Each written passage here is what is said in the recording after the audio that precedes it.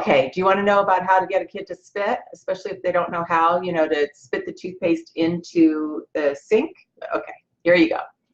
What you do is once the kiddo can brush his own teeth, that's key. Once he can brush his own teeth and he's cooperating and he's maybe standing on a little stool or you're kind of helping to hold him there, and you want him to spit into the sink, the trick is to put a little sticker there with the number 2, the number 2.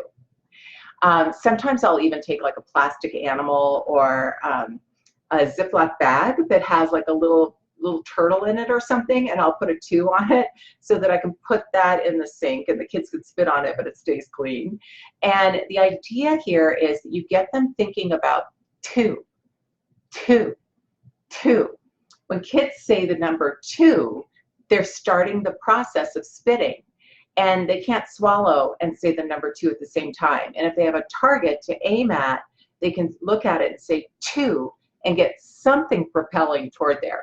Now, it takes them a while to really get up some good pressure and a good, decent spit, but that's the motor planning that we need for kids. And that usually works pretty well. So